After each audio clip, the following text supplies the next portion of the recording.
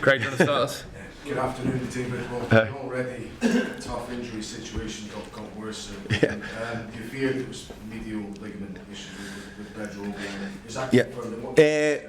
No, he's got a medial ligament injury, so it's one of these injuries you can't quite get the result immediately as far as how long it's going to take, but it's not a cruciate. He's not done anything to his cruciate, so that's really good news. We're just waiting to see if it's a rupture of his ligament or if it's just actual medial ligament damage. So they're still assessing it. He got checked, he got scanned yesterday. I just don't have an exact time or what we think it's going to be.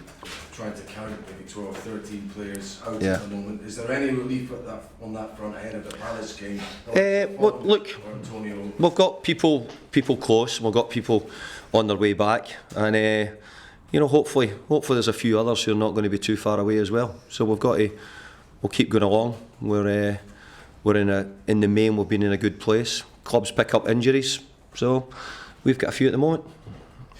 With Arthur Mazwaka, obviously, who has the 6-game ban. He's apologised. He's been disciplined internally, you've said. Can he put this behind him? How hard a lesson has he learned in this episode? Well, I spoke with him yesterday in the office, and he was sad about the whole thing. But we were sad because he cost us. But I actually felt that he was really remorseful. He said, "I've never done it before. I've never been sent off before, and especially for this incident." So yesterday he was really down about the whole thing, and rightly so. But we're down because he's played well for us. He's been a big part of the team, and we're going to miss him in the coming weeks. It was a terrible thing he done. I think everybody knows in our culture it's just non-acceptable whatsoever if you do that. And as I said before, what he gets, he'll deserve it. We've also learned Diafra Sakho has left the club. He's gone to Rennes. Was that it's a situation you inherited, I suppose? Was it always inevitable? Yeah, when I joined the club, they told me that Diafra would go in January. It took it a bit longer in January than we expected, but in the end, it looks as if, as far as I know, everything's happened and it's been done. Could anyone else go in this window? Possibly. You know the way football is. There's other people who we've had offers from clubs. Whether those offers improve at all. If they improve, then it might make things look like it. But other than that, we're getting near the end, and I think we'll all be glad when it's over. Because of these injuries that are occurring, the suspensions, well, you're having to, in a sense, make up or alter your transfer strategy in these last couple of weeks. Yeah. What is the priority, a striker or a midfielder now? We had priorities, and we still have. And the priority is to add good players to your squad. What you don't want to do is add players who are actually just going to make a number up, or actually sound good because you media boys need to hear a name or somebody getting brought up. Ultimately, we're short of players just now, so we could do with adding it. But I'm not going to bring people in here who I don't think are going to make a difference to the team. It's a waste of money, and it's also a waste of time as well. We want to bring people in who we think can in some way contribute between now and the end of the season, if not longer. What about Reece Burke and Josh Cullen in terms of their own situation? Yeah, their decisions will be made on them probably after. We need to take it right to the wire. We'd have liked to have done it sooner, but what your question suggested was we've got a few injuries, so we need those boys around just now. Just fine as an overview on this window, I understand the owners were confronted by some fans after the Wigan game. In general, how hard has it been for the club to deal in this particular window? Are you doing everything you possibly can to bring the kind of players in the fans want to see? Well, I think it's nearly an insulting question. Are they doing as much as they can? Yes. Of course they're doing as much as they can. They want West Ham to be as good as they can be. They're doing everything they can. They're giving us the funds if it's for the right players is available. As we said, it's difficult to get the right players. There's not been loads of transfers, and if they have been, they've been extremely expensive ones as well. Just finally then, I mean, this next game could propel you to the top half of the table. You've got 3 fixtures coming up against teams around you, or thereabouts. How significant could this little period be for you? Well, sometimes that can get lost in where we are. We've actually moved out from the bottom 3. We've got ourselves up the table. The job now is to stay up the table and move into the top half if possible. But I do know that Crystal Palace will be our tough team.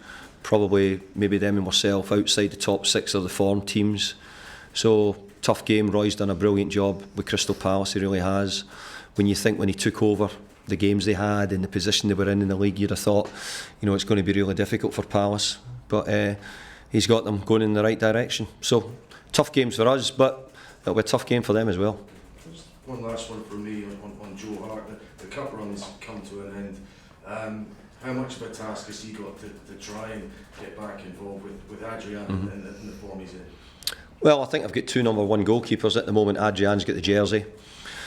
The pressure's on Adrian to stay in.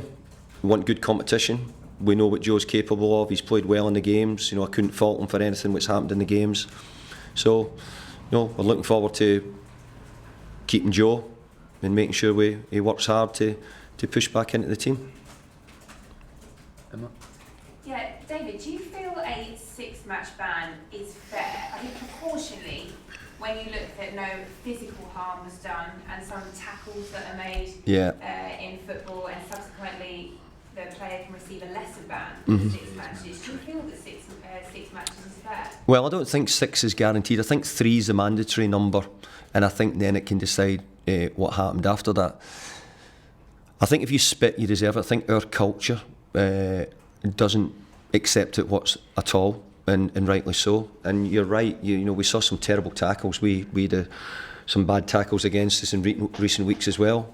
But I would say that I think spitting in our culture. But I think that I don't think Arthur in any way, for example, spat directly in the boy's face.